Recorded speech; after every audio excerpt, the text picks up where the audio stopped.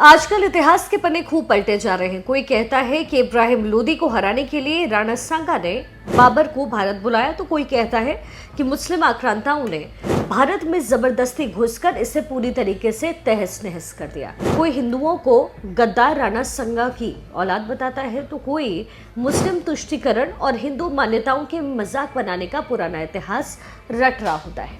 लेकिन इसकी सच्चाई क्या है?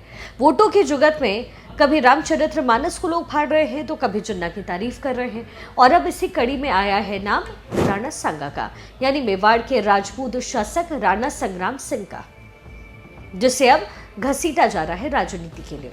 लेकिन जब सवाल इतिहास का है, तो जरूरी है कि ये जाना जाए कि इतिहास इस बारे में कहता क्या है।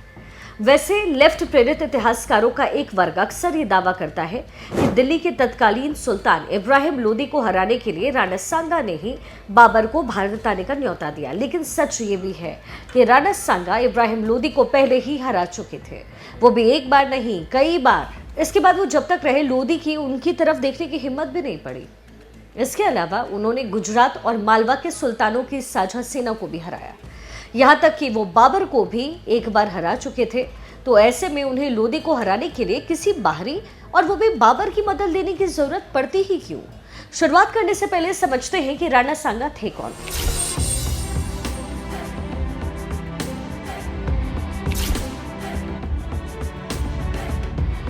राणा सांगा सन 1508 में मेवाड़ के शासक बने।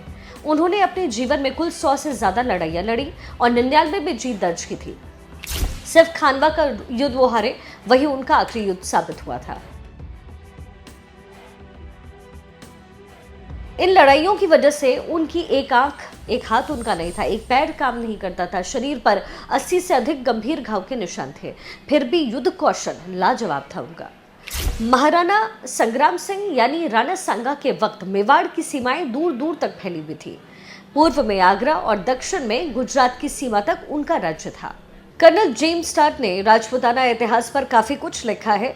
जेम्स टॉड के मुताबिक महाराणा संग्राम सिंह की सेना में 80,000 घुड़सवार सैनिक, 500 हाथी और तकरीबन 2 लाख पैदल सैनिक। यही नहीं, 7 राजा, 9 राव और 104 रावलों यानी सामंत भी उनके साथ युद्ध लड़ने जाया करते थे। ग्वालियर, अजमेर, सीकरी, रायसेन, कालपी, चंदेरी, बूंदी, गागरौन, रामपुरा और आबू के राजा उन्हें अपना राजा मानते थे।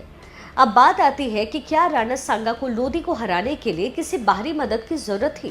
तो जवाब है नहीं, क्योंकि सांगा ने दिल्ली, मालवा और गुजरात के सुल्तानों के साथ 18 भीषण युद्ध लड़े और सबको हराया। दिल्ली के सुल्तान इब्राहिम लोदी और राणा सांगा के बीच 1517 में खतौली नाम की जगह पर पहली बार जंग हुई थी। इस लड़ाई में राणा सांगा ने इब्राहिम लोदी को बुरी तरीके से हराया था। हालांकि लोदी ने तब भी सबक नहीं सीखा और बदला लेने के लिए उनसे दोबारा अगले ही साल फिर हमला किया। 1518 में हुई धौलपुर की लड़ाई में राणा सांगा ने उसे फिर से पूरी तरीके से हराया। लोदी किसी तरीके से वहां से भाग निकला। इब्राहिम लोदी ने कई बार सांगा से युद्ध किया, लेकिन हर बार उसे हार का सामना करना पड़ा। इसके बाद जब तक लोदी दिल्ली में रहा, उसने कभी मेवाड़ की तरफ आंख उठा करके भी नहीं देखा। सिर्फ इब्राहिम लोदी ही नहीं, राणा सांगा ने 1517 और 1519 में उन्होंने मालवा के शासक महमूद खिलजी द्वितीय को न सिर्फ हराया, बल्कि 2 महीने तक बंधक बना करके रखा। बाद में महमूद ने माफी मांगी और दोबारा हमले नहीं करने की कसम खाई, तो राणा सांगा ने सनातनी युद्ध नियमों का पालन करते हुए उसे रिहा कर दिया। इससे साफ हो जाता है कि लोदी या फिर किसी को हराने के लिए राणा सांगा को बाबर या किसी और को बुलाने की जरूरत ही नहीं थी।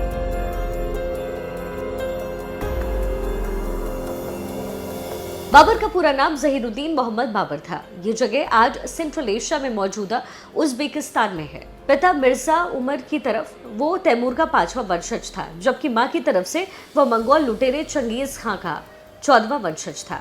घरेलू लड़ाई में बाबर को फरगना से भागना पड़ा, जहां से भागकर वो अफगानिस्तान में शरण लेता है और फिर ईरान के शासक की सहायता से काबुल और फिर गजनी में कब्जा करता है।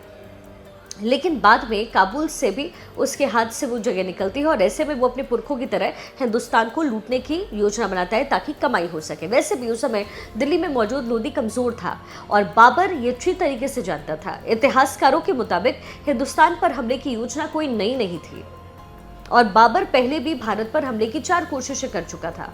पहली बार बाजोरा भीरा पर अटैक हुआ, ये जगह इस समय पाकिस्तान में है। उसके बाद दोबारा पेशावर पर हमला करता है वो, यानी पंजाब पर। बाजौर सियालकोट पर अटैक करता है और फिर लाहौर दीपलकोट में बाबर का हमला होता है, यानी पंजाब पर। और इन सभी हमलों में उसे खास कामयाबी नहीं मिली, लेकिन लूटपाट करके वो काफ़ी पैसे ज़रूर इकट्ठा कर चुका था। ये चारों हमले अफगानिस्तान में यानी काबुल के आसपास होते हैं। अब यह सवाल आता है कि आखिर बाबर ने दिल्ली पर हमले का प्लान कैसे किया। पंजाब का गवर्नर था दौलत खान लोधी। उसे गवर्नर इब्राहिम लोदी ने ही बनाया, लेकिन रेवेन्यू और पैसों को लेकर के दौलत खान की सुल्तान से ठनी।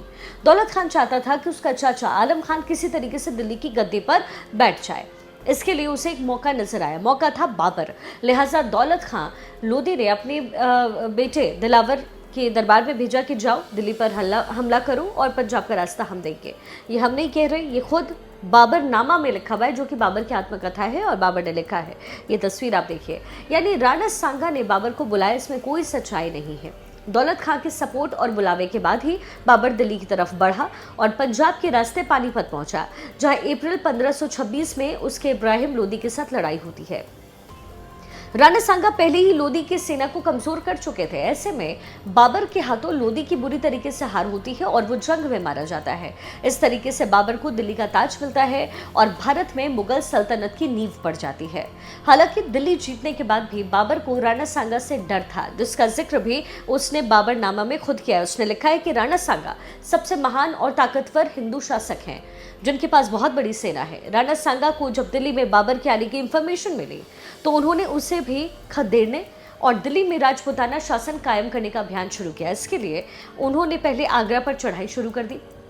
बाबर को इसकी खबर लगी तो उसने अपने बेटे हुमायूं को बुलाया और आगरा के बाहर धौलपुर, ग्वालियर और बयाना के मजबूत किले को कब्जे में करने के आदेश दिए। 21 फरवरी 1527 को बयाना में बाबर और राणा सांगा के बीच भीषण युद्ध होती है और इस युद्ध में बाबर की सेना की करारी हार होती है और वो वापस आगरा लौट जाता है।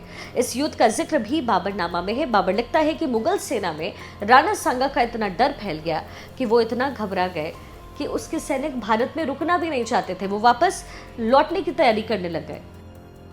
इसके बाद हुमायूं ने अपने धर्म का जो है इस्तेमाल किया और सैनिकों से इस्लाम के लिए और जिहाद करने के लिए, शहीद होने के लिए और गाजी होने का जो चूरन है वो चटाया और फिर जाकर के सैनिक राणा सांगा का सामना करने के लिए तैयार हुए। सच ये है। हालांकि फिर मार्च में खानवा की लड़ाई हुई, जो कि राणा सांगा की आखिरी लड़ाई साबित हुई। उसमें बाबर की सेना ने कई ऐसी तरकीब और रणनीति इस्तेमाल की जो पहले भारत में कभी नहीं देखी गई, जैसे कि तुलुगमा वॉर स्ट्रैटेजी। ये बेसिकली मंगोलों की छापामार एक स्ट्रैटेजी होती है, एक वॉर की स्ट्रैटेजी होती है।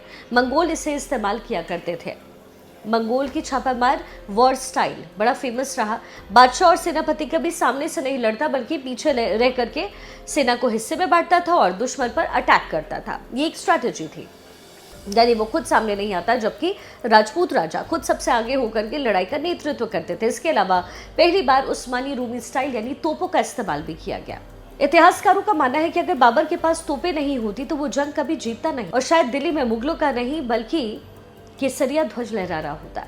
अपने पूर्वज बप्पा रावल की तरह ही राणा सांगा ने भी हिंदू शासकों का गठबंधन बनाकर विदेशी हमलावरों का मुकाबला वो कर रहे थे। लेकिन इस युद्ध के बाद राणा सांगा द्वारा गठित हिंदुओं का गठबंधन हमेशा के लिए बिखर जाता है और अगले लगभग 250 सालों तक मुगलों का भारत में शासन रहा।